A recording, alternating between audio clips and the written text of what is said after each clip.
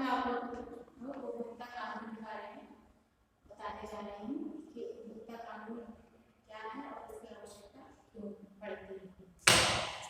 तो उपभोक्ता संरक्षण अधिनियम जो है वो सबसे पहले 1986 में बनाया गया। इसमें क्या है कि इसमें जो भी व्यापार और उद्योग होते हैं उनके प्रति जो लोगों के शोषण होते हैं या उनके कोई गलत चीज दे दी जाती है या गलत उनको बेच दी जाती है या उनकी कोई इस तरह की कोई दिक्कत होती है जो उनकी लाइफ पर नुकसान करती है, तो इस तरह की जो प्रॉब्लम आती है तो उनके लिए कुछ उपभोक्ता संरक्षण अधिनियम बनाए गए हैं और ये जो अधिनियम है ये 1986 में सबसे पहले बनाए गए। नेक्स्ट सबसे पहले जो ये अधिनियम बनाया गया वो 1986 में प्रधानमंत्री राजीव गांधी की पहल पर उपभोक्ता संरक्षण विधेयक संसद में पारित किया गया था। उसके बाद इसमें 1993 और 2002 में भी कुछ महत्वपूर्ण संशोधन इसमें किए गए थे, लेकिन इसके बाद भी कुछ संशोधन इसमें भी परिवर्तन आया है। ये जो भी संशोधन है वो समय समय पर कोई प्रकार की कोई समस्या होती है या कोई नई समस्या आ जाती है उसके समाधान के उस अनुसार इसमें संशोधन होते रहते हैं। ये है राष्ट्रीय उपभोक्ता अधिकार दिवस। राष्ट्रीय उपभोक्ता अधिकार दिवस है, ये कब मनाया जाता है? 24 दिसंबर को मनाया जाता है। उस समय पहले आपने देखा होगा टीवी पर बहुत इसका ऐड आता था, विज्ञापन आता रहता था कि जागरूक ग्राहक कभी किसी को सामान कम दिया जा रहा है, कभी किसी को मिलावट वाली चीजें दी जा रही है, तो उसके लिए उस समय बहुत जितना मेजर टीवी और वो ऐड आ रहा था कि जागरूक ग्राहक जागरूक। नेक्स्ट है कि उपभोक्ता के अधिकार क्या है, तो आप लोग को पता है क्या अधिकार है? कल बताया था मैंने। 6 अधिकार है: सुरक्षा का अधिकार, सूचित करने का अधिकार, चयन का अधिकार, सुनवाई का अधिकार, निवारण का अधिकार और शिक्षा का अधिकार। ये क्या है? ये उपभोक्ता के 6 अधिकार हैं कि जो भी उपभोक्ता है कोई भी अगर वस्तु या कोई भी चीज खरीदता है तो उसको ये अधिकार है कि वो चीज उसकी लाइफ का कोई नुकसान ना पहुंचाए, तो इसको हम क्या कहेंगे? सुरक्षा का अधिकार। नेक्स्ट है कि जो भी चीज है उसकी गुणवत्ता, मात्रा, जो है उस प्रोडक्ट का मतलब सही होना चाहिए। ऐसा ना हो कि खरीदने जा रहे हैं तो उसकी सारी चीजों में कोई ना कोई समस्या हो, जैसे कि माना कि प्राइस बहुत ज़्यादा हो, उसकी गुणवत्ता अच्छी ना हो, मात्रा कम दी हो, तो उसका ये अधिकार है कि जो भी चीज या जो भी वस्तु को ले रहा है तो उसका सही चीजें उसको मिलनी चाहिए।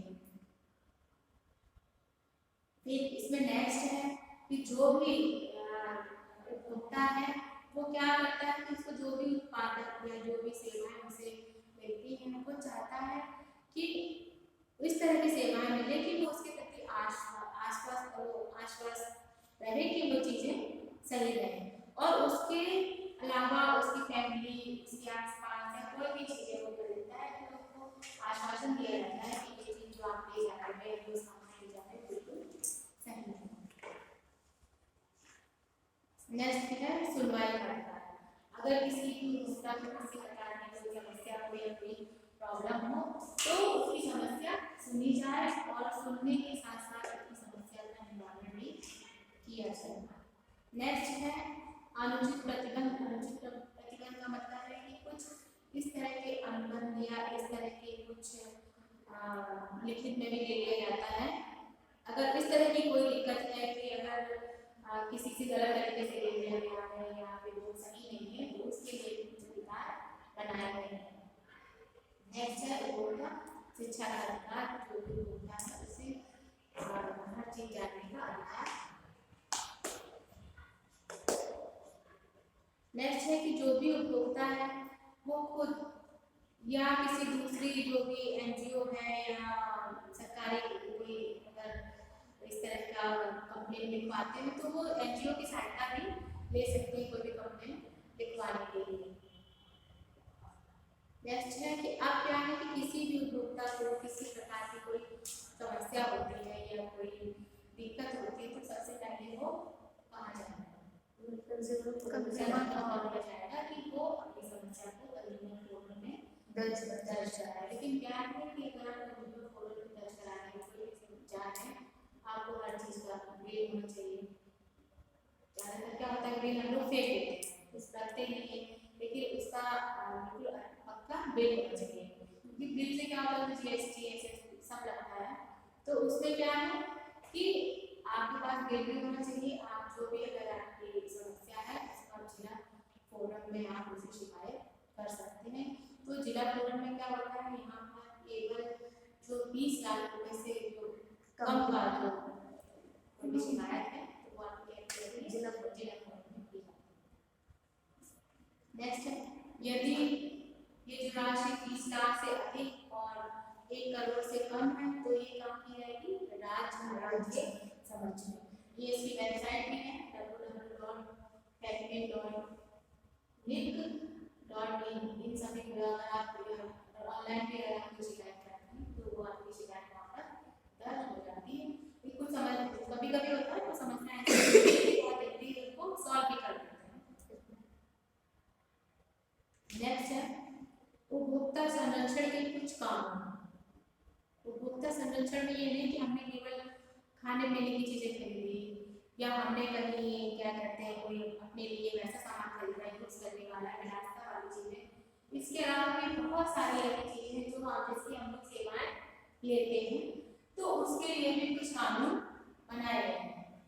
क्या सेवा लेते हैं हम लोग, इसके अलावा मैम टेलीफोनिक लेते हैं हम लोग, पोस्ट ऑफिस की लेते हैं, या फिर कोर्ट में कुछ भी काम है, टीवी हो गया, जो विलासिता की चीजें हैं, फर्नीचर जैसे हम कई ऐसी चीजें जिनकी की हम सेवाएं लेते हैं, तो उसके लिए कई तरह के संरक्षण के लिए कानून बनाए गए हैं। तो जैसे कि इसमें जैसे कह रहे हैं कि भारतीय टेलीग्राफ अधिनियम 1885, चाहो तो आप लिख भी सकते हो क्योंकि कितना मोबाइल में पढ़ना है ना, तो कुछ सारी चीजें मोबाइल में देखनी पड़ेगी।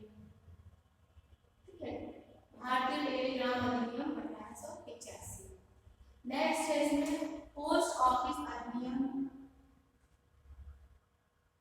1898।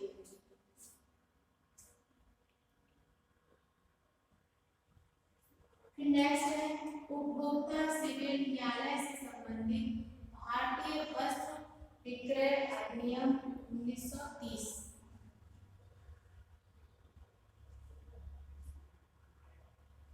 क्या है, आपको कोई पोस्ट ऑफिस में कहीं कोई समस्या है, कहीं आप कोर्ट में जा रहे हैं और वहाँ समस्या है, टेलीग्राफ जो भारतीय टेलीग्राफ अधिनियम है, ये सब जो चीजें क्या है आपकी समस्याओं को दूर करने के लिए ये जो एक्ट बनाया है।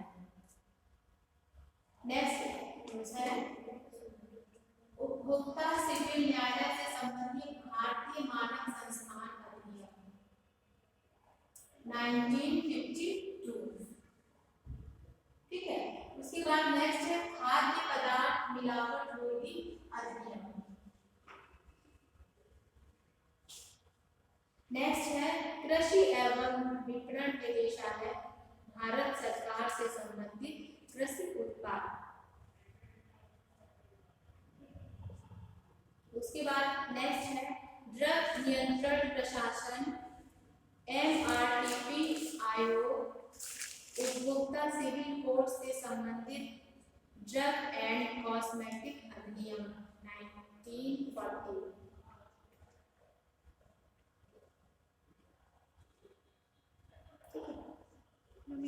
वाली स्लाइड कर दीजिए। क्योंकि जो भी आपकी जैसे खाद्य पदार्थ मिलावट अगर हो रही है तो उसके लिए अलग एक्ट बने हैं, और आपके एग्रीकल्चर और जो भी मार्केटिंग के लिए अगर कोई प्रॉब्लम है तो उसके लिए अलग एक्ट बने हैं। ड्रग नियंत्रण प्रशासन जो भी अगर आपकी दवाइयाँ हैं उसके लिए भी अलग से नियम बने हैं। तो हर जो भी आप जिसकी सेवा ले रहे हैं उसके लिए आपके अलग अलग एक्ट बने हैं अगर इनमें से किसी चीज में धोखाधड़ी होती है।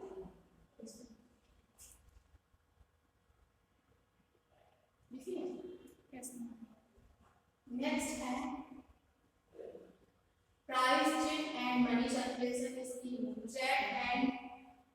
मर्चेंडाइज मार्क अधिनियम, हायर ये मोनोपोलीज।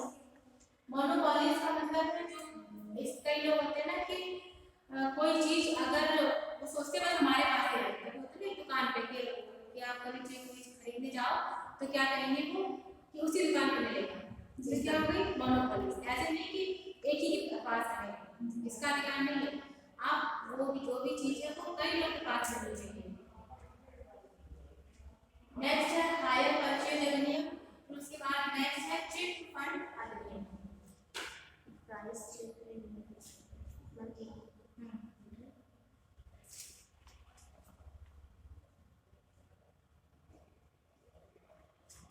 हायर परचेज अधिनियम, नेक्स्ट है चिट फंड अधिनियम।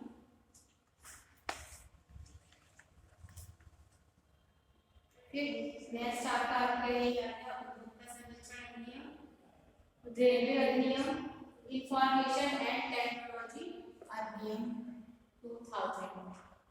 ठीक है, ये सारे जो अधिनियम है वो जो भी आप जहाँ की भी आप सेवाएं ले रही हैं सबके लिए आपके एक्ट बनाए गए हैं कि अगर आपके साथ कहीं भी किसी भी तरह की कोई धोखाधड़ी होती है तो ये एक्ट उपभोक्ता की सुरक्षा करता है।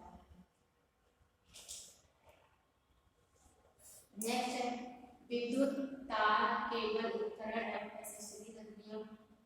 भाई आपको अगर तार दिया जा रहा है अगर स्विच दिए जा रहे हैं तो उसको क्या गुणवत्ता चाहिए, जब आप लोकल बना दो इसको नुकसान पहुंचाएंगे, वो उपभोक्ता की स्वास्थ्य पर नुकसान पहुंचाएंगे। इसी एक्ट पर हम शॉर्ट सर्किट होने का डर ज्यादा रहेगा, लोड पड़ा तार जल जाएंगे, बार बार हमें खर्चा करना पड़ेगा।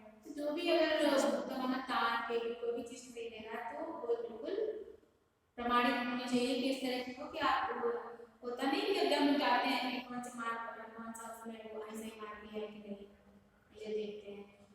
और अगर लोकल चीजें ले आते हैं तो कभी देखो वो चीजें बहुत जल्दी आती हैं, क्या अभी लोकल अगर आप वो इक्विपमेंट भी खरीद लो तो वो भी जल्दी चल जाती है, मोटर चल जाती है। तो हर चीज खरीदने के लिए या कोई भी अगर आप इस तरह का उपकरण या एक्सेसरीज या तार केबल खरीदते हैं तो उसके लिए भी अलग से नियम बनाए गए हैं।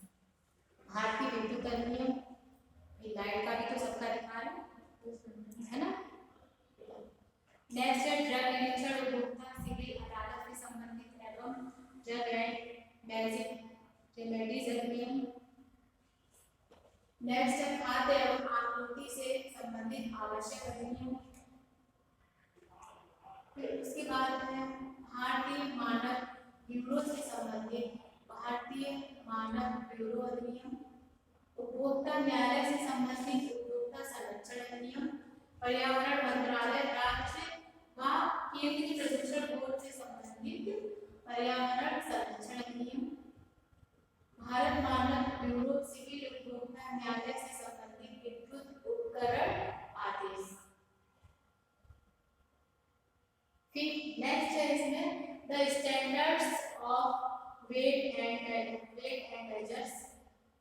जब आप कोई चीज जैसे होता है ना कि सही मात्रा में मिले उसके लिए क्या ऐसे अधिनियम है। The standard of weight and measure ये वो है जो पैक सामान है उसके लिए है, और कुछ जो ऐसा जो नहीं खुली हुई तौल में सामान है जो बाट करके सामान मिलता है उसके लिए अलग अधिनियम है। नेक्स्ट है the prevention of black marketing, काला बाजारी जो होता है सबके लिए अलग अलग से एक्ट बनाए गए हैं कि एक्ट के द्वारा जो उपभोक्ता है वो क्या करे कि अपने जो भी अधिकार है उनको जाने या इसमें कोई फ्रॉड होता है तो वो इन एक्ट के द्वारा या इन माध्यमों के द्वारा अपनी समस्याओं का निवारण करा सकता है। नेक्स्ट है इसमें राज्य प्रदूषण नियंत्रण केंद्र सरकार से संबंधित अधिनियम, वायु अधिनियम, वायु होता नहीं गई और बाहर जहाँ फैक्ट्री चल रही है या प्रदूषण हो रहा है तो ये भी आपका एक वो है अधिकार है। ऐसे नहीं आपको वैसे जो शुद्ध कार्बन डाइऑक्साइड आपको लेनी है शुद्ध हवा लेनी है, ये भी आपका एक अधिकार है। फिर इसके बाद और भी कुछ है जैसे भारतीय संविदा अधिनियम। इस अधिनियम में क्या है कि जो भी अगर धोखेबाजी से कोई अनुबंध किए गए हों गलत ढंग से पेश किए गए अनुबंध हो, किसी के दबाव में किए गए अनुबंध हो, या अनुचित प्रभाव से कोई अनुबंध किए गए हैं या गलती से किए गए अनुबंध हो हैं, तो इनको भी अवैध ठहराकर उपभोक्ताओं को धोखाधड़ी से बचाया जाता है। ठीक है। या वस्तु की गुणवत्ता बहुत खराब नहीं है, उसे कोई बेच रहा है तो गलत ढंग से बेच रहा है। कभी होता है ना कि वो बताता है चीजों को, बताया कुछ लेकिन निकला कुछ, तो ये क्या है, गलत ढंग से पेश करना। कभी तुम लोगों ने देखा कि पहले अभी आते लोग घर में बहुत सारा सामान बेचने के लिए आते हैं, या कभी हाँ कभी कभी कोई से एक चीज दिखाते हैं कि वो क्लिनिक के लिए होती है कि आपने किया बहुत अच्छे से साफ हो जाएगा, तो क्या है जब पता चला उस समय तो वो दिखाएगा बहुत अच्छे से आपको, लेकिन कहीं भी क्या है बाद में खराब निकल जाता है।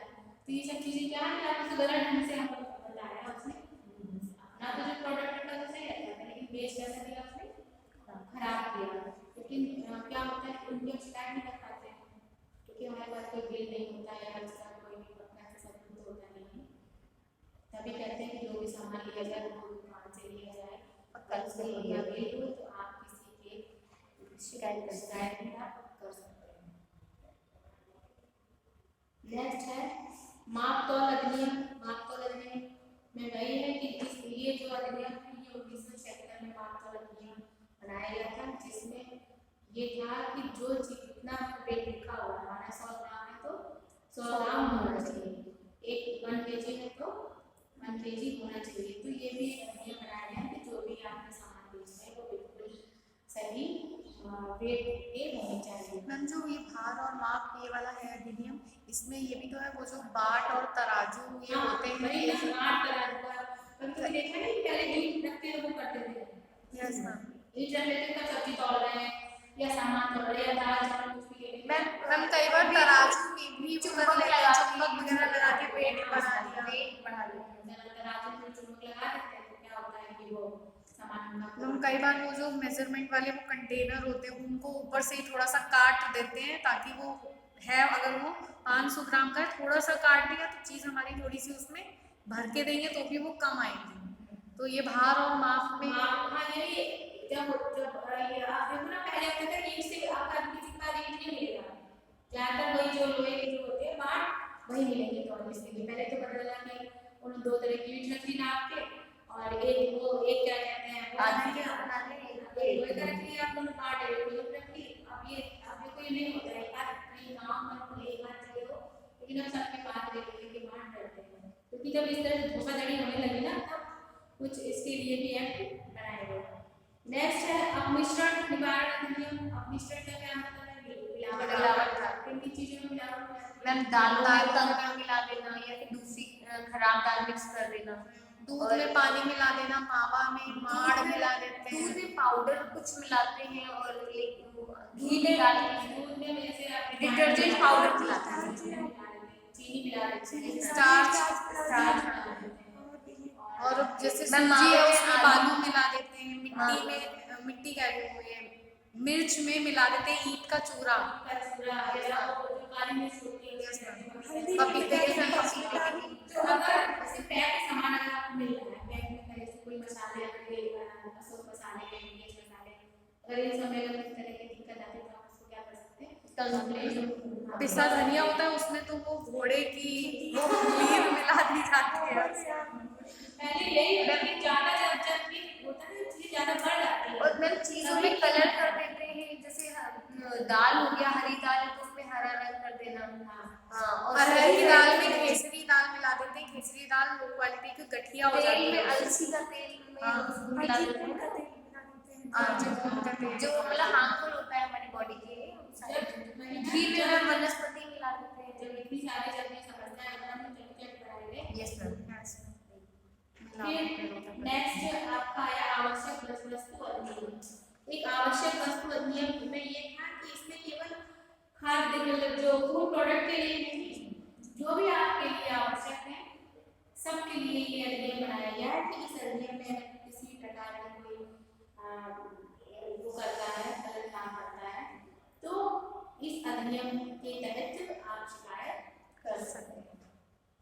तो ये क्या इतने सारे जो थे ये सारे आपके क्या थे एक्ट थे। एक्ट जो है वो आपके कहीं भी आप किसी भी चीज़ की आप सेवा ले रहे हैं उसमें किसी भी तरह की कोई धोखाधड़ी होती है तो उसके लिए आपके एक्ट बनाए गए हैं।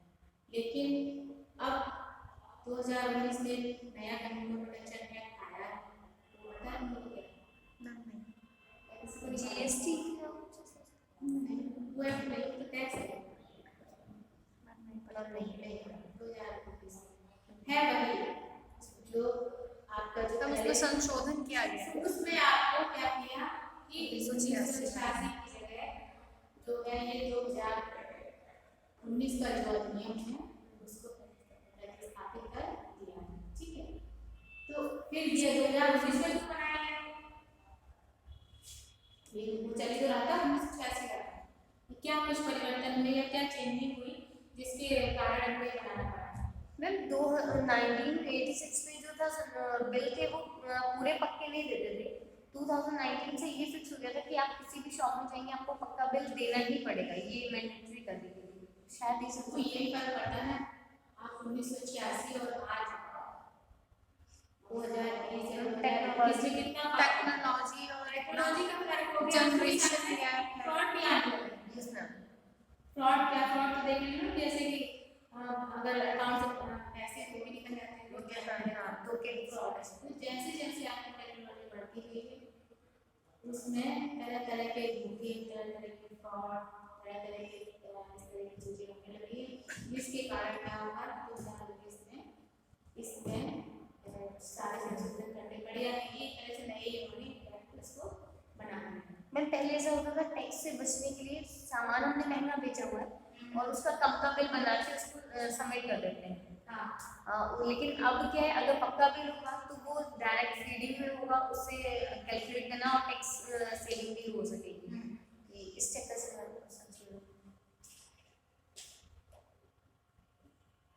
तो उपभोक्ता संरक्षण अधिनियम 2019 को लोकसभा ने 30 जुलाई 2019 और राज्यसभा ने 6 अगस्त 2019 को पारित किया है। यह विधेयक संसद में उपभोक्ता मामलों खाद्य और सार्वजनिक वितरण मंत्री श्री रामविलास पासवान द्वारा किया गया है। तो अगर बाई चांस अभी तो कुछ क्लियर नहीं है ऑब्जेक्टिव पेपर तो आप लोग को ऑब्जेक्टिव की तरह करना पड़ेगा। माना ये इस तरह के क्वेश्चन आते हैं तो 2019 में जो विधेयक पास किया वो किसने पास किया है ना रामविलास पासवान ने पास किया है या जो ये विधेयक का पेश किया है। मैम ये भी आ सकता है कि लोकसभा ने कब पास किया और राज्यसभा ने कब पास किया। ठीक है और ये रामविलास पासवान द्वारा ये पेश किया गया। तो कोई भी अगर ऑब्जेक्टिव क्वेश्चन के लिए आप तैयार रहिए कि अभी कोई क्लियर नहीं है ऑब्जेक्टिव भी आ सकता है ऐसा भी कर सकते हैं जो भी आपको जो मैटर हम लोग देंगे या जो भी रहेगा अच्छा तरह का ऑब्जेक्टिव भी बना सकते हैं। अब क्या उपभोक्ता संरक्षण अधिनियम 2019 का उद्देश्य क्या है इसका क्या उद्देश्य बना वो भी तो नियम था 2019 में क्यों जरूरत पड़ी 2019 में क्या हुआ कि उपभोक्ता संरक्षण अधिनियम 2019 का मूल उद्देश्य है कि उपभोक्ता की समस्याओं को समय पर हल करने के लिए प्रभावी प्रशासन और जरूरी प्राधिकरण की स्थापना करना और उपभोक्ता के हितों की रक्षा करना है।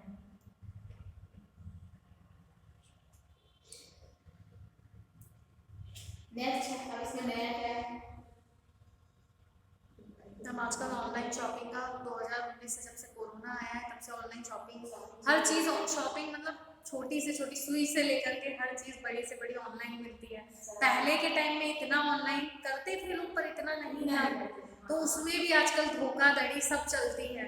जैसे अब ये है जो है इस अधिनियम में उपभोक्ता की परिभाषा ये कहा गया है कि उपभोक्ता वह व्यक्ति है जो मूल्य देकर कोई वस्तु अथवा सेवा खरीदता है।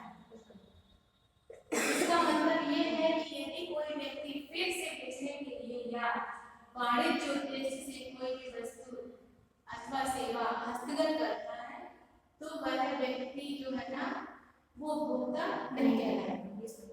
कल आपको जब बताया बताया था कि वो व्यक्ति उपभोक्ता नहीं कहलाएगा। अगर क्योंकि वो अपने फायदे के लिए बेचने के लिए कर रहा है तो उपभोक्ता नहीं करता है, केवल अपने लिए मूल्य देकर वो केवल अपनी सेल्फ के लिए परिवार के लिए वो जो सेवाएं लेता है वो क्या कहलाएगा, उपभोक्ता कहलाएगा। क्या है इस अधिनियम में सब प्रकार के लेन देन को भी शामिल किया गया है, जैसे ऑनलाइन, ऑफलाइन, टेली शॉपिंग, बहुस्तरीय मार्केटिंग या जो भी डायरेक्ट या इनडायरेक्ट जो भी चीजें खरीदी जाए या बेची जाए इस अधिनियम में सबको शामिल कर लिया गया है। तो क्या है कि 2000 ऐसा नहीं, फ्रॉड तो सब में होते हैं, फ्रॉड तो ऑनलाइन फ्रॉड भी होता है। ऑनलाइन फ्रॉड किसी के साथ हुआ है?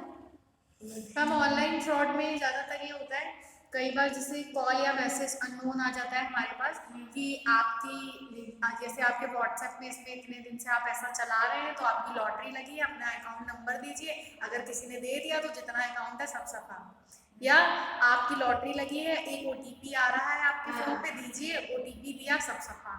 ये ऑनलाइन धोखाधड़ी होती है। मैम धोखाधड़ी ये भी हो रही है कि आपने ऑनलाइन शॉपिंग की, चीज कोई मंगवाई और उन्होंने पेमेंट क्योंकि प्री पेमेंट हो चुकी है और उन्होंने प्रोडक्ट जो है वो गलत खराब भेजा है या फिर कोई दूसरा भेज दिया है। मैम स्पेशली ये चीज़ होती है जो हम लोग कॉस्मेटिक्स जैसे हम लोग डेली यूज़ का है शैम्पू और ये बॉडी लोशन मंगाते हैं, इनमें डुप्लीकेट आइटम भर देते हैं और इनमें नॉन रिटर्नेबल होता है।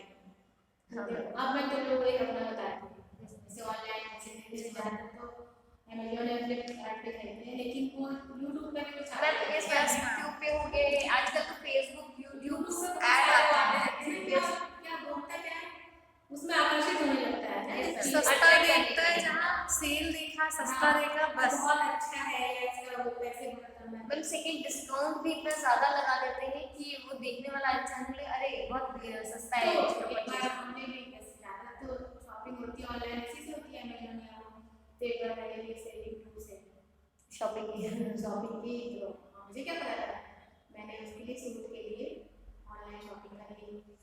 जब वो आए सूट जब आए तो वो थे 1500 के दो मतलब सेट आ गए थे, एक ही सेट आया और उसमें कैश ऑन डिलीवरी था। तो क्या हुआ कि चलो वो जब आ गया कैश ऑन डिलीवरी 750 दे दिया, वो चला गया, क्योंकि कोरोना की वजह से यही होता है ना कि तुरंत नहीं छूते हैं, बाद में कल उसको देखा जाएगा। तो जब उसको खोल के देखा तो उसके अंदर पुराने कपड़े मैम से होता है सेक्शन में पुराने और बिल्कुल छोटे छोटे से कपड़े थे। मैम और वो भी साफ नहीं होते, बहुत गंदे से होते हैं, लेकिन मतलब साफ कपड़े भी हो तो भी किसी को दे सके मैम वो इतने गंदे होते कि वो उन्हें यूज भी नहीं किया हो चुका है, मेरे साथ भी हो चुका है। मेरी भाभी ने मंगाया था सूट अपने लिए, फेसबुक से देख के मंगाया था उन्होंने, सूट मंगाया था, आई थी फटी हुई साड़ी। तो अब क्या कोई वो नॉन रिटर्नेबल होता है, पैसे वेस्ट हो जाते हैं उसमें। कंपनी थी अरे वो रजिस्टर्ड नहीं होती जो अब मैं उसको वो कर रही थी कि उसमें कहीं मुझे कोई ऑप्शन मिले रिटर्न करना, अब उसमें रिटर्न का ऑप्शन ही नहीं था। फिर मैंने क्या किया, तो मेल दिया था, मैंने ईमेल करे थे, जो ईमेल करे थे वो मुझे वापस लौट के आया था। मैम नंबर भी जो डालते हैं वो नॉट एग्जिस्ट होता है, नंबर नहीं था उसमें, केवल मेल था। मैम वो फेक मेल आईडी होगी तो मैम मेरे साथ हुआ था तो ये था कि जो ऑफिस दिया हुआ था तो डायरेक्टली मेरा मतलब वहाँ दिल्ली में था, जो मेरे साथ ड्यूटी वाला मैंने किया था पुराने घर, तो हम इंस्टेंट गए थे नेक्स्ट डे एक दिन छोड़ के, तो उनके ऑफिस में दे के आए थे और अपना कैश लेके आए थे, ये सीन था। और जो शिपिंग चार्जेस था वो नहीं मिला था, बाकी कैश तो मिल गया। अच्छा नहीं वो तो उसमें तो वो था कि उसमें कहीं वो ऑप्शन नहीं आ रहा है, एड्रेस देते हैं क्लास में कि ये ऑफिस को देखा यूट्यूब पे क्या है सर्च किया तो ये जो चीज़ है वो कई लोगों के साथ होती है, कमेंट पढ़े थे ना उसमें सब में ये लिखा था कि मेरे 750 रुपये चले गए, बस फेक, हाँ फेक आईडी बनाना होते हैं। तो अब क्या है, अब जैसे 750 रुपये थे उसमें कई लोग शांत हो जाते हैं, तब क्या हाँ कंप्लेन करें, ऑनलाइन कंप्लेन की जाए, क्या किया लोग ये सोचते हैं ना हम 750 रुपए के चक्कर में हम अपनी 4-5 हजार क्यों वेस्ट करें। हाँ तो लोग फिर वो करते नहीं है, उसकी कंप्लेंट नहीं करते। अब उससे सोचिए कि कितने लोगों के साथ फ्रॉड हुआ, उसके कम से कम 200 लोगों के मैसेज ही थे, कुछ लोग ऐसे मैसेज डाले ही होंगे, बहुत सारे ऐसे लोग हैं, उसका भी फायदा हो गया जिसने किया सारे चीजें भेजता था। अगर आप ज़्यादा भी करो ना, जैसे 2 या उससे ज़्यादा तो नहीं भेज सकता कि इतने रेट का मिलता है। तो ये है कि जैसे जैसे समय बदलता रहता है, जैसे जैसे कोई मैम समस्या अभी रिसेंट में वो बैंक का चल रहा है, कोई लोन का सिस्टम था, तो उसमें भी करेक्शन कि वो बैंक है ही नहीं और उसके थ्रू लोन का वो चला रहे थे। हाँ, तो अभी रिसेंट में ये सारे फ्रॉड भी चल रहे हैं, मैंने अभी न्यूज़ में आया हुआ था। तो तब मैम फ्रॉड तो ऑफलाइन में हर फील्ड में होते हैं मैम। मेरी भाभी का ऑपरेशन था, मतलब कान में प्रॉब्लम थी, डॉक्टर ने बताया ऑपरेशन होगा, देन ऑपरेशन भी हुआ और बोला अब कोई दिक्कत नहीं रहेगी। ऑपरेशन हुआ, 2-3 घंटे लगे, मतलब हमारा काफ़ी पैसा उसमें खर्च हुआ। देन उनको 1.5-2 साल बाद फिर प्रॉब्लम होना शुरू हुई, तब दूसरे डॉक्टर को दिखाया। दूसरे डॉक्टर को दिखाया, बोला इसमें तो ऑपरेशन की जरूरत ही नहीं थी, इसका ऑपरेशन हुआ क्यों?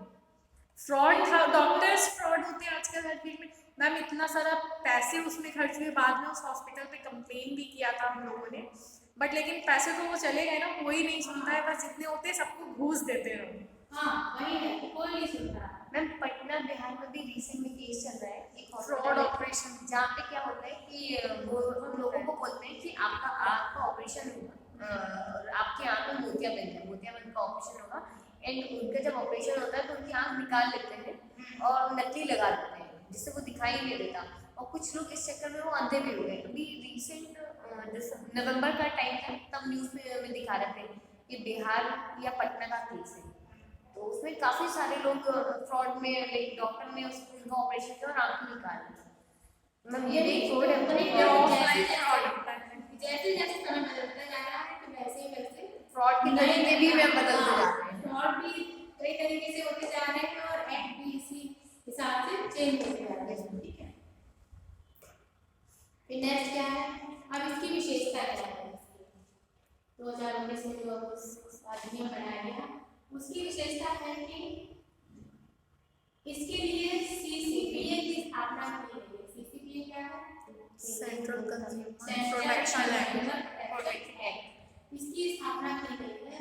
इसमें क्या है, इसमें उपभोक्ता के अधिकारों की रक्षा के साथ साथ ये उनके जो भी प्रॉब्लम है उनको सॉल्व करने में बढ़ावा देगा, और इसमें क्या है कि जो भी आपके अनुचित व्यवहार किए गए हो, भ्रामक विज्ञापन किए गए हो या उपभोक्ता के अधिकारों का कोई उल्लंघन किया गया हो, तो ये जो है ये आप सीसीपीए में आप कंप्लेंट कर सकते हैं। सीसीपीए का फुल फॉर्म भी आ सकता है, अगर ऑब्जेक्टिव में हो तो सीसीपीए का फुल फॉर्म क्या है? Central protection act.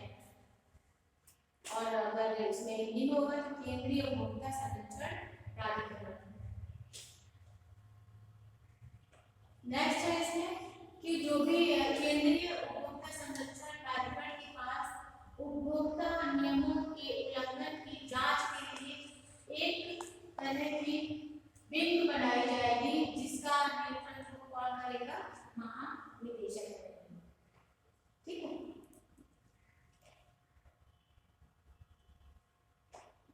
नेक्स्ट क्या है कि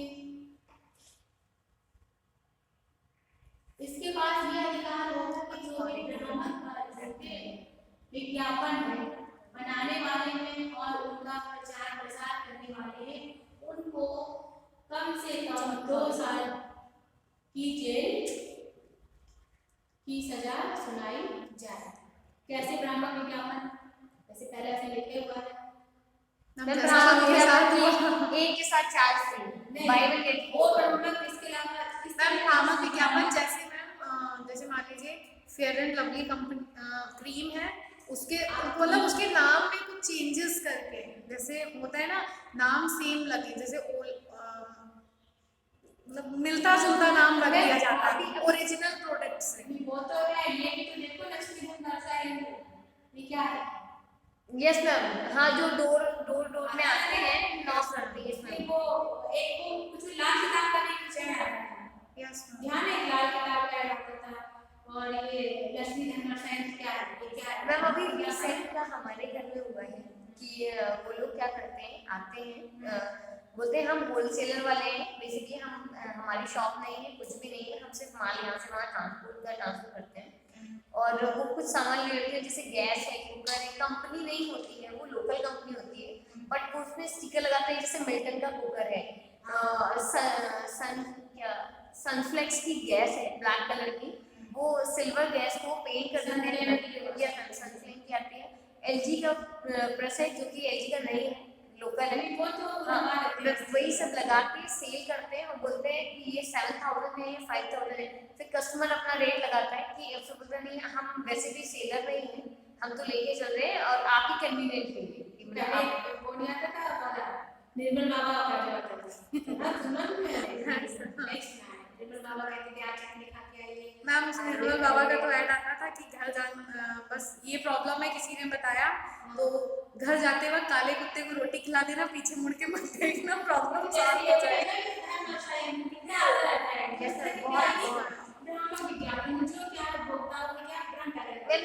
नाप तोल, जैसे टेलीविजन पे टीवी में आता है नाप तोल का एक आता है टेली शॉपिंग, वो बहुत ज्यादा भ्रामक होता है, तो इसीलिए बनाया गया है। तो मैंने अगर वो विज्ञापन बनाया जाए तो उसमें प्रतिबंध लगाया गया है, उस पर जुर्माना लगाना चाहिए। नेक्स्ट है, यदि कोई व्यक्ति या कंपनी इस तरह का अपराध बार बार करती है, अगर कर दिया हमको वार्निंग दे देगी तो क्या किया हमको 2 साल की सजा सुनाएगी, लेकिन यदि अगर बार बार करती है तो उसका 50 लाख का जुर्माना और 5 साल की कैद भी हो सकती है। नेक्स्ट है क्या कि इस अधिनियम में राज्य और जिला स्तरों पर उपभोक्ता विवाद निवारण आयोग की स्थापना का प्रावधान है, जिसमें निम्न प्रकार की शिकायतों का निपटारा किया जाएगा। ठीक है,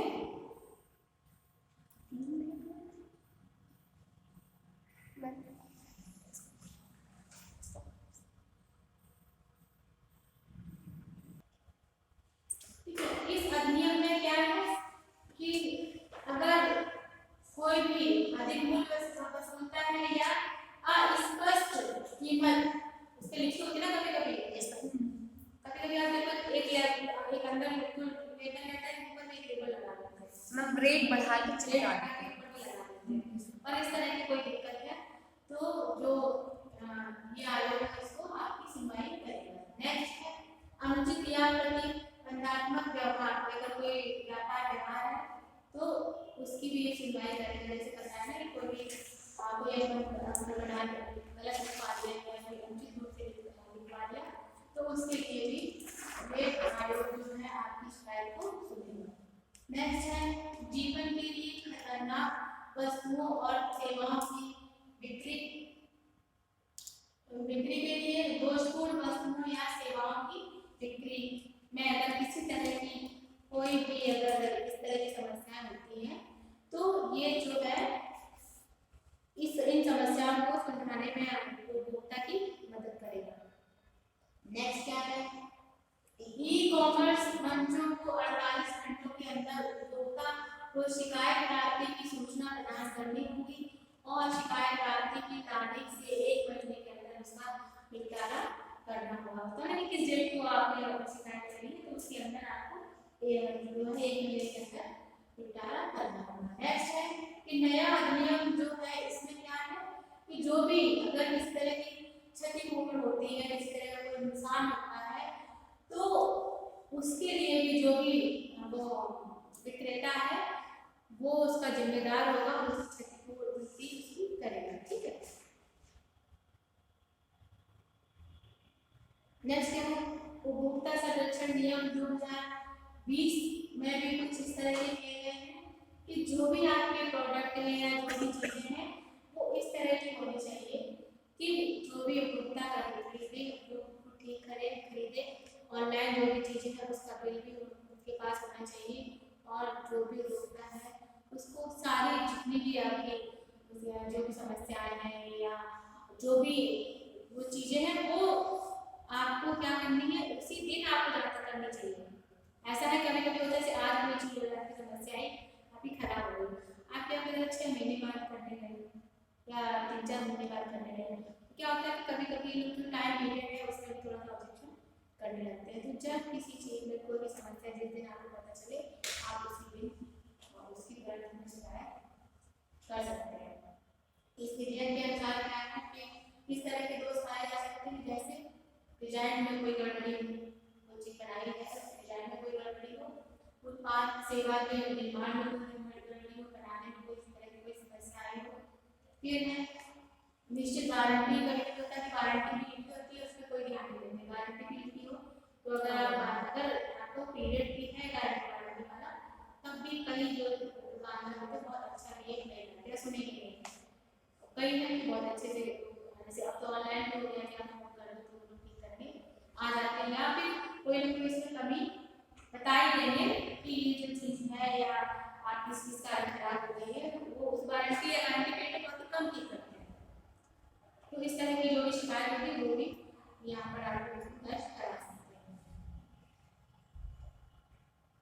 नेक्स्ट है किसी भी तरह का कोई भी मिलावटी नकली सामान या कोई सामान बनाने में जैसे आपने कोई अगर घर बनवाया मकान बनवाया और सीमेंट मिला उसमें मिलावटी मिला तो क्या ऐसा क्या है आपकी जान माल को नुकसान हुआ, तो इस तरह की कोई समस्या है और तो ये समस्या है जो आप वहाँ पर इस अधिनियम के अंदर आप कंप्लेंट कर सकते हैं। ठीक है, नेक्स्ट है इसमें कॉमर्स और अनुचित व्यवहार का नियम। ई कॉमर्स का डिजिटल जो ऑनलाइन जो चल रहा है ई कॉमर्स तो इसमें ऑनलाइन बिजनेस, ई कॉमर्स इकाई को अपने मूल देश समेत जो भी उसका रिटर्न है, रिफंड है, एक्सचेंज है, गारंटी है, डिलीवरी है एवं शिपमेंट है, भुगतान के तरीके हैं, शिकायत निर्माण तंत्र है, भुगतान के जो भी कौन कौन सी सुरक्षाएं हैं, शुल्क वापसी के लिए क्या है, वो सारे जितने भी नियम हैं वो क्या है कि जितनी भी कंपनी है सबको ये सारी चीजें उनको बतानी पड़ेगी। ठीक है, नेक्स्ट क्या है, ये जितना था वो आपका था कि उपभोक्ता कानून। ठीक है, उपभोक्ता कानून तुम लोग समझ ही गए होंगे उपभोक्ता कानून में कि कौन कौन से कानून है विभिन्न चीजों के लिए आप इनको किन तरह की शिकायतें आप कहाँ कर सकते हो, कैसे कर सकते हो। मैम ये जनरेशन जेड उपभोक्ता व्यवहार जो मैं बताती हूँ, इसके अलावा देखो वो नीचे उद्देश है, आगे देखो है जो कुछ इस तरह के हैं उपभोक्ता शिकायत दर्ज करने के लिए भुगतान किए जाने वाला शुल्क भी है, क्या फीस लगेगी।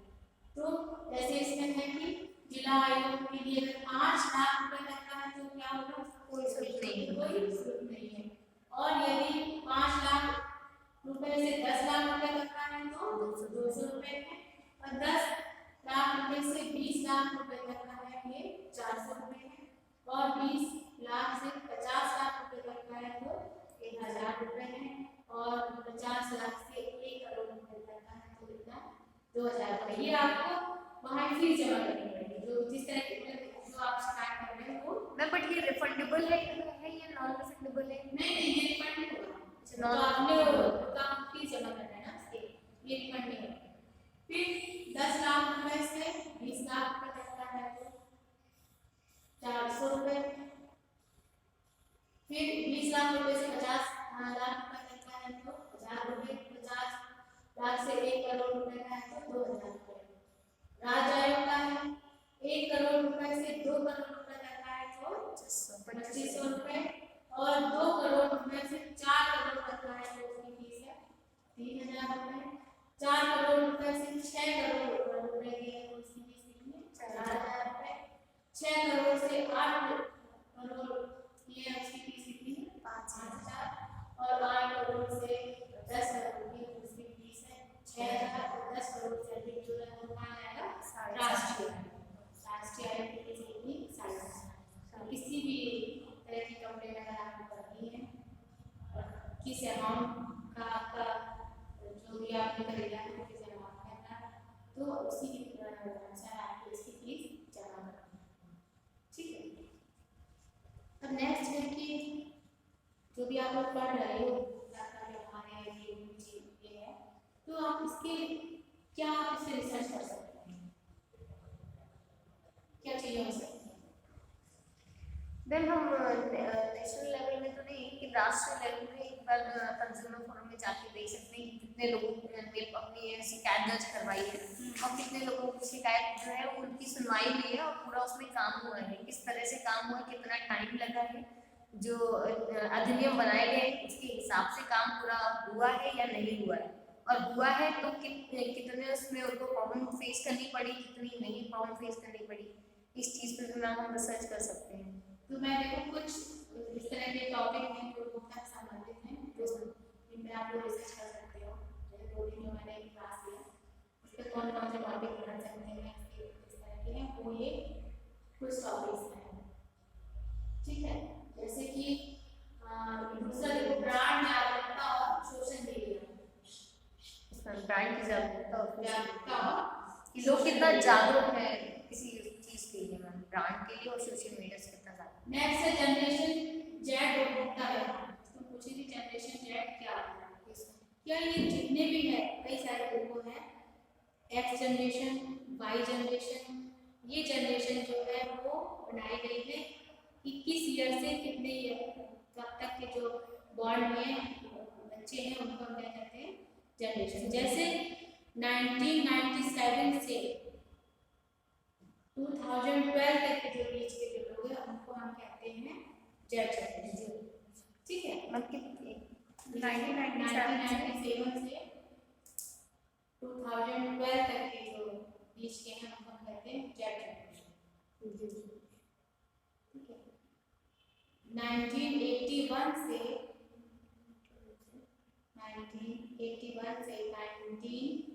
1996 तक के लोगों को कहते हैं हम वाई जनरेशन, ठीक है।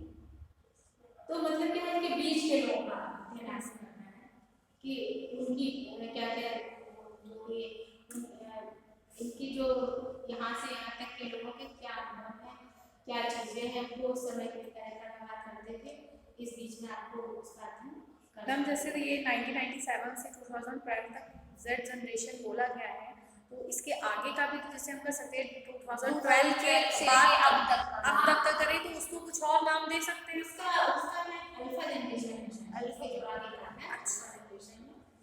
मैं 2000 से टिल डेट का कर सकते हैं, तो क्योंकि अब जो है ना, अब जो युग है वो क्या है, डिजिटल का युग आ रहा है ना, पहले अलग था, अब हर चीज डिजिटलाइजेशन होने लगी है। फिर नेक्स्ट इसमें है जैसे भविष्य की उपभोक्ता लोग जैसे टॉपिक तो है, लेकिन आप किसी चीज से इसको आप 2 या 3 मिला के कोरिलेट करके आप हम कोरिलेशन भी कर सकते हैं, जैसे जेड उपभोक्ता व्यवहार में और अल्फा जैसे उसके बाद का है, थोड़ा नया टॉपिक है, क्या करोगी ना इसको, तो जैसे जेड और अल्फा में हम अल्फा पे हमने पूरा रिसर्च किया है, लास्ट में जेड एंड अल्फा में कंपैरिजन करके कुछ अपना उसमें दे दिया।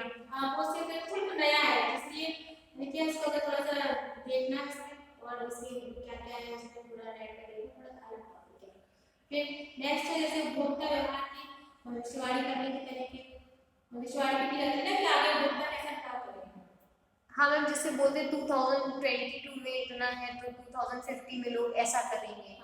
मैम आजकल 1-2 ऐसे बनते हैं ना मिमिक्रीज टाइप की, जैसे वही चल रहा है, गवर्नमेंट भी लाती है, जैसे SDG गोल्स चल रहे हैं 2030 तक हमें यहाँ जाना है, अभी यहाँ है बनाया था गवर्नमेंट ने, चल रहा है 2030 में हम रिवर को गंगा नदी को एकदम साफ कर देंगे, ये हमारा गोल ही है ना फ्यूचर के, तो ये फ्यूचर के ऊपर हो गया। जो भी आपके वो जो आगे भविष्यवाणी की क्या आप क्या चाहेगा उसका क्या करेंगे वो जान सकते हैं।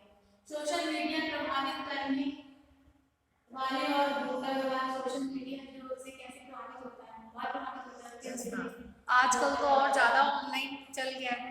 Ma'am young generation mainly social media से ही हो रही है प्रभाव, साइबर क्राइम वगैरह होने नेक्स्ट है खरीद इरादा और विवादास्पद प्रोडक्ट, जो उस तरह के प्रोडक्ट होते हैं ना विवादास्पद, जो जिसमें किसी को ऑब्जेक्शन होता है, इस तरह के प्रोडक्ट होते हैं, उसके लिए भी अगर आप रिसर्च कर सकते हैं। हम कई बार बहुत लोग होते हैं जैसे ओरिजिनल प्रोडक्ट्स जो होते हैं, कोई भी प्रोडक्ट हो, मतलब ETC कुछ भी खाने पीने से लेकर के हम डेली यूज में बहुत चीज़ें यूज करते हैं, कई बार ओरिजिनल प्रोडक्ट की बॉटल्स में डुप्लीकेट भर के बेच देते हैं लोग। मैम जैसे पानी का होता है कि अगर आप बॉटल को क्रैश करके ना फेंकें तो उसमें वापस से वो नॉर्मल पानी भर के और सेल कर सकते हैं। मतलब इसीलिए बोला जाता है, उस पर लिखा हुआ है कि आप यूज करो, देन उसको डिस्ट्रॉय करके बेच दीजिए।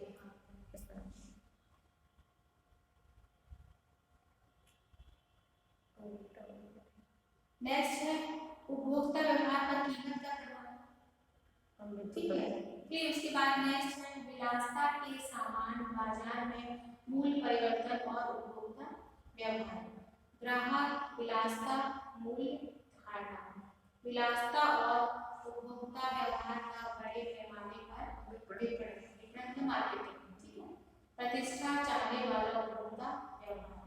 नेक्स्ट है लग्जरी सेगमेंट में मार्केटिंग रणनीतियों के सफल असफल उदाहरणों की समीक्षा और विश्लेषण। मैम, और जैसे आजकल ऑनलाइन भी ट्रेंड काफ़ी चल रहा है हर चीज़ में, तो हम कंपैरिजन स्टडी भी तो कर सकते हैं। जैसे कुछ अभी भी रूरल एरियाज ऐसे हैं जहाँ बहुत लोगों को ऑनलाइन या गैजेट्स ही नहीं है उनके पास, तो वो ऑनलाइन नहीं करते हैं, तो उन पे भी हम कंपैरिजन करके कर सकते हैं कि ऑनलाइन उपभोक्ता और ऑफलाइन उपभोक्ता की स्टडीज बहुत हुई, लेकिन अगर आप लोगों को इस तरह की कमी तो नए एक टॉपिक देखना पड़ेगा, कोई ऐसा टॉपिक लेना पड़ेगा जिस पे रिसर्च कम हुई हो, नया हो तो वो ज़्यादा इफेक्टिव होगा, थोड़ा नया हो। तो ये आपकी ये आपको हमने बताया है, प्लीज मेरे ताकि आप लोग ये टॉपिक ले सकते हैं और मिला भी सकते हैं। नेक्स्ट है सांस्कृतिक आयाम और उपभोक्ता व्यवहार। उसके बाद उपभोक्ता व्यवहार में वर्तमान समस्याएं। उपभोक्ता व्यवहार के रूप में उपभोक्ता व्यवहार में जोखिम उठाना, उपभोक्ता मूल्य और उपभोक्ता व्यवहार, ऑनलाइन शॉपिंग में उपभोक्ता व्यवहार का कितने मेरे ख्याल से आपके पास 10 या 15 ऐसे टॉपिक होंगे शायद, ये ना 5 10 से ज़्यादा ही टॉपिक हो गए। इसके अलावा और भी है मेरे पास। नेक्स्ट है गुणवत्ता की उपभोक्ता धारणा। गुणवत्ता की क्या धारणा है, क्योंकि अगर आपको क्वालिटी चीज खरीदना है और इसको भी आप दो तरह से कर सकते हो, रूरल का अलग, अर्बन का अलग, इस तरह से आप कर सकते हो। नेक्स्ट है व्यक्तिगत मूल्य और उपभोक्ता व्यवहार, ब्रांड एम्बेसडर और उपभोक्ता व्यवहार। ये तो बहुत ही इफेक्ट पड़ता है ब्रांड एम्बेसडर का, कि उसका ब्रांड एम्बेसडर अमिताभ बच्चन है तो वो तो अच्छा हो गई होगा, उसका जबकि ब्रांड एम्बेसडर जो होते हैं वो कभी उस प्रोडक्ट को यूज नहीं करते हैं, बट उसका ऐड अगर कर दिए तो लोगों को मेनली वो इमेज आ जाती है कि अरे इतना हाई लेवल का पर्सन ये यूज कर रहा है। जो भी ब्रांड एम्बेसडर किसी चीज का ऐड कर रहे हैं तो आप इसको भी इस तरह का हो सकता है कि वो चीज के कैसे लोग खरीदते हैं, उसी प्रकार से खरीदते हैं। मतलब जैसे मेनली एक्ट्रेस जो होती है वो सोप्स का या फिर शैम्पूज का ऐड करती है, उसमें अरे उनके हेयर से काफी अच्छे, हमारे नहीं है, हम भी वही यूज करते हैं। कॉस्मेटिक प्रोडक्ट्स का करती है, मेकअप प्रोडक्ट्स का कर दिया, कितने आते हैं। और लड़कियां तो बहुत जल्दी, अरे वो श्रद्धा कपूर है, वो कैटरीना कैफ है, तो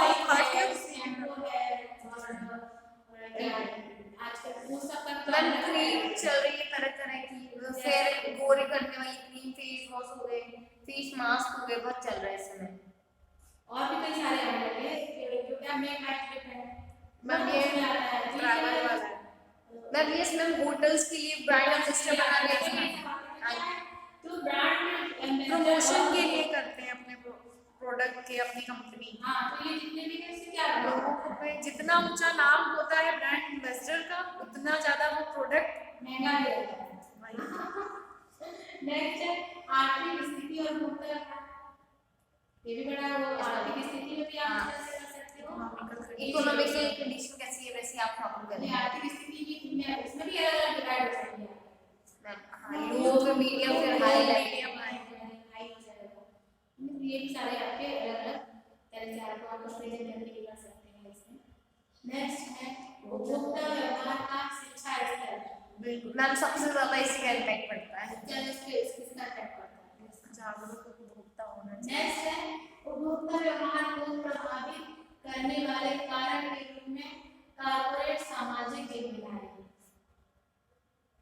इतनी बड़े-बड़े कॉर्पोरेट्स है, बड़ी-बड़ी कंपनियां हैं, तो उनकी भी तो कुछ जिम्मेदारी है उपभोक्ता व्यवहार के लिए, और लोगों को किस तरह से प्रभावित करते हैं, क्या क्या कारण है,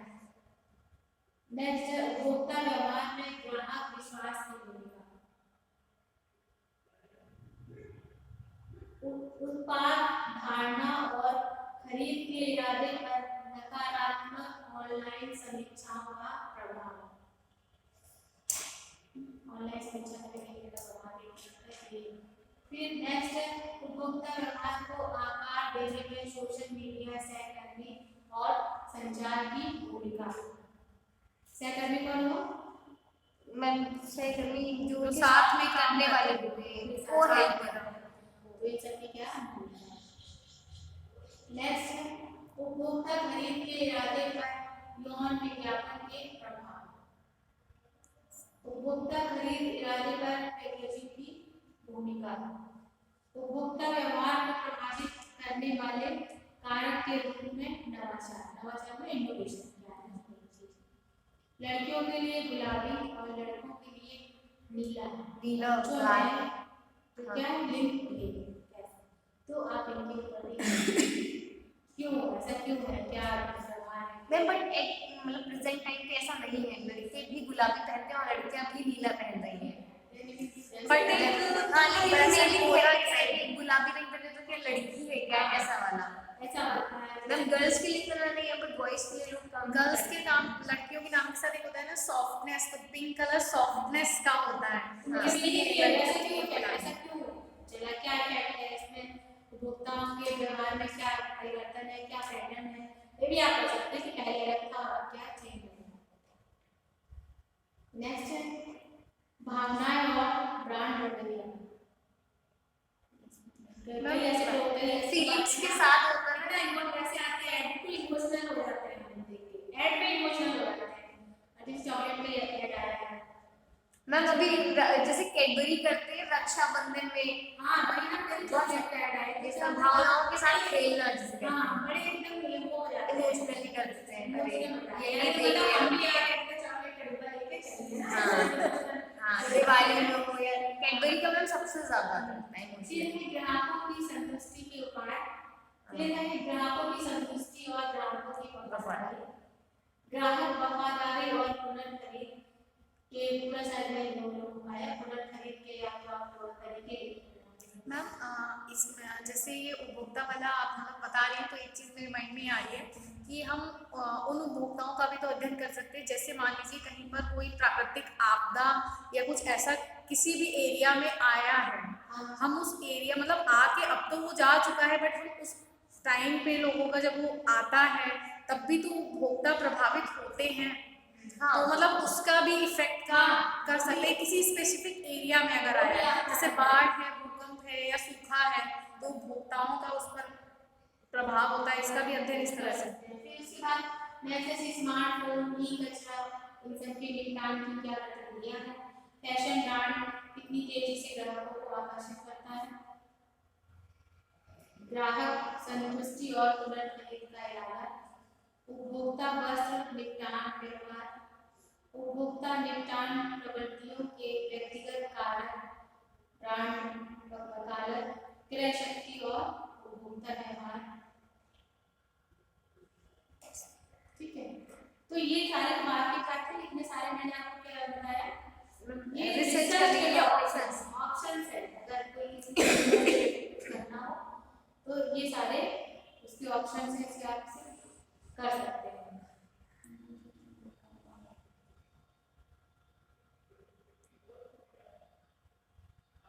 तो आप लोग कंज्यूमर बिहेवियर को पूरा अच्छे से समझ में आ गया होगा ये समझ।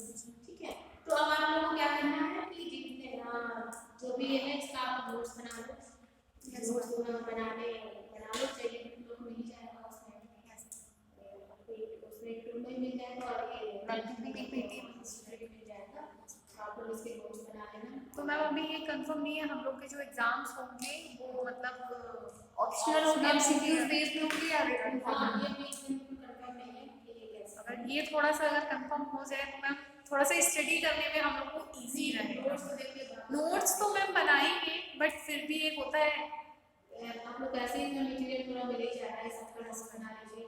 और वैसे आप लोग को चाहिए तो मेरे पास ऐसे भी है, इससे कभी लेना हो तो ले लो। इंग्लिश में भी है, हिंदी में भी है, जिस तरह का आप लोगों को चाहिए। फोटोज क्लिक कर लेना पेपर से ऐसे नहीं फोटो का क्या है, नहीं ये तो ये आप फोटो मैं फोटो कॉपी करा देंगे।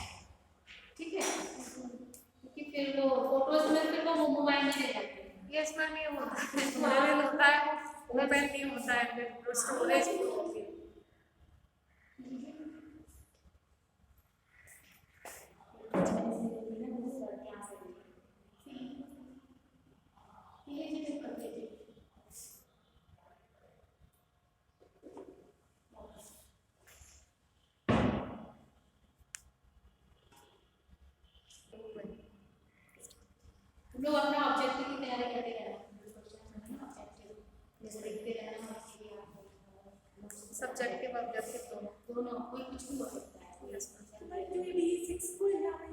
हाँ 6 ये अभी फर्स्ट मिड में हम 6 7 8 में ऐसे ही है फर्स्ट मिड हम जैन में 6 है 6 7 7 और फिर फैब में भी है। अब वो second mid term second mid term फिर फाइनल है। पहले वो आपका मिड टर्म होगा, फिर वो होगा। यस मेरा फर्स्ट मिड टर्म फिर सेकंड मिड टर्म फिर फाइनल। तो मुझे तो लग रहा है ऑब्जेक्टिव होगा। मैम मिड टर्म जो है मैम यही वाले की वजह से और परेशान है हम लोग कि ये मिड टर्म जो एग्जाम है ये कैसे किस बेस पे आएगा, उसी हिसाब से थोड़ा सा प्रिपेयर मैं एक सवाल था, जैसे उन्होंने बोला था कि फाइनल एग्जाम के बाद आपको मेंटोर जो है वो अलॉट होंगे इनके, मतलब पास स्टूडेंट ऐसा लिखा था। इनकेस अगर कोई स्टूडेंट फेल हो जाता है देन मैम क्या होगा? पीएचडी से निकाल मैं सबको पीएचडी से ही निकाल दूंगी क्योंकि दोबारा एग्जाम देगा। दोबारा। मैं मुझे ऐसा लगा कि लाइक पीएचडी से हटा दें जो पीजी वो दोबारा एग्जाम देगा। ओके री एग्जाम मैम दोबारा से फिर एग्जाम तो वेट करना पड़ेगा थोड़ा। फिर मैम पूरा 6 मंथ लेंगे या फिर नहीं, फिर जब अगली बार जो नया बैच आएगा उसके साथ एग्जाम होगा। मतलब ऐसा ही होना चाहिए, यही होगा। मैम फिर माइंड में ये वाला एग्जाम स्ट्राइक आया था कि जैसे पास होंगे, जैसे हम लोग 11 बच्चे हैं और सबने 5 आइटम्स डिसाइड किए थे ना मेंटोर्स लिस्ट सभी का वो तो सुपरवाइजर फॉर्म आया था, सभी को 5 कर रहे थे। तो मैम इन केस मान लीजिए या फिर कोई ऐसा होता है जैसे हमने है फूड एंड न्यूट्रिशन मैंने लिया हुआ है लेकिन उसमें मेंटोर्स 3 ही थे फूड एंड न्यूट्रिशन के, बाकी 2 और अदर थे, तो मैम फिर वो कोई भी मिल सकता है।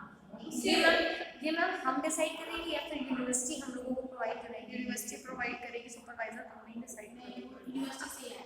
अभी तो पहले एग्जाम होगी, एग्जाम के बाद ही मिलेगा ना, अभी थोड़ी मिलेगा। नहीं मेरा कहने का मतलब ऐसा था जैसे मैंने टॉपिक चुना फूड एंड न्यूट्रिशन, ठीक है, उसमें 3 मेंटोर्स हैं, सुपरवाइजर 3 ही हैं सिर्फ और 2 किसी और टॉपिक से हैं। तो इन केस मुझे फूड एंड न्यूट्रिशन नहीं मिलता तो मुझे उन पे स्विच करना पड़ेगा और मेरा जो टॉपिक है फिर मुझे बदलना पड़ेगा। नहीं ऐसा नहीं, इस तरह का नहीं कि आपको टॉपिक करना पड़ेगा।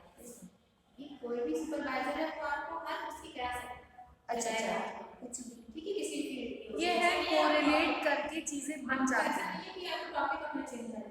नहीं जैसे टेक्सटाइल वाली मान लीजिए मैम टेक्सटाइल वाली कोई टीचर है और वो फिर नहीं, फिर ये भी हो सकता है कि सुपरवाइजर की तरफ से कुछ करें। हाँ मैं वही चीज़ मैं जानना चाहती ये नहीं कह सकते कि आप किस सुपरवाइजर के पास जा रहे हो, आपसे क्या चाहते हैं, क्या नहीं करता है। वो तो यही कहते हैं जो भी नया टॉपिक है उस तरह का टॉपिक है ना, इससे अच्छी मैम इसमें एग्जाम फाइनल में कैसा कुछ क्या टॉपिक्स ऐसे होते हैं ना जो इसमें बहुत सारे सर्जरी भी होते हैं। इस तरह का टॉपिक तो लेने से कोई फायदा नहीं है, कोई नया टॉपिक लिया जाए तो रिसर्च के लिए ठीक है। मैम जैसे एग्जाम प्री पीएचडी के मतलब पहले भी हुआ है पीएचडी तो एग्जाम वगैरह हुए थे, तो उसमें जैसे फाइनल एग्जाम जो होता है पेपर उसमें पेपर फॉर्म कैसा आता है, थोड़ा सा अगर हमको इस चीज का आइडिया मिल जाता है रिव्यू मिल जाएगा तो थोड़ा इजी रहता है या प्रिपरेशन करने में।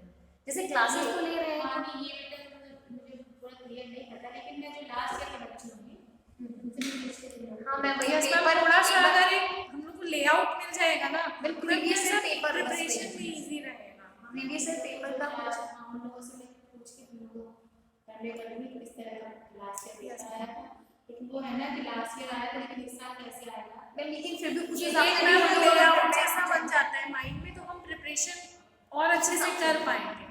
4 चीजें और अपने माइंड में भी हम एक्स्ट्रा सोच सकते हैं कि हाँ ऐसे आया तो मे भी ऐसा हो सकता है। चेंजमेंट भी होगा तो थोड़ा बहुत होगा, पूरा नहीं होगा ना मैम, ये कहने का मतलब। तो एक प्रीवियस ईयर पेपर मिल जाता तो इजी रहता है करने में प्रिपरेशन। मैं तुम लोग जो भी हमारा उन बच्चों से कांटेक्ट करती मैं नेक्स्ट क्लास आपकी कब होगी? अभी तो क्लियर नहीं है वो, ठीक है। और बस हम चाहते हैं तो अच्छे से पढ़ाई करें, क्योंकि रिसर्च लैब बहुत टफ है, इसकी बहुत अच्छे से पढ़ाई करनी है। और तो भी आप रिसर्च करेंगे अपने चेक करनी है, अच्छे से पढ़ाई करो और अच्छा रिजल्ट अच्छा रहे। एक चीज़ और रिसर्च करने के लिए कुछ फंड मिलता है जैसे, तो वो यूनिवर्सिटी प्रोवाइड कराती है या हमें सेल्फ के काम करना होता है? नहीं तो वो फंड तो हम लोग को मिल जाए तो जीआरएफ लेकिन जीआरएफ के अलावा भी मिलता है ना, लेकिन जैसे 5000 समथिंग 5000 समथिंग भी मिलता है, जीआरएफ मिलता है। नहीं जीआरएफ के 35 ऐसा है यूनिवर्सिटी का तो नहीं पता है, लेकिन अदर से यूनिवर्सिटी से मैम स्टार्टिंग में मैंने देखा था एक राधा कृष्णन स्कॉलरशिप ऐसा कुछ था हाँ, PhD ये- स्कॉलर्स के लिए 5-6,000 के अराउंड। हाँ मैम, मतलब जो JRF क्वालिफाइड नहीं होते, नॉन JRF क्वालिफाइड होते हैं, तो उनको स्कॉलरशिप मिलती है। तो बेटा वो स्कॉलरशिप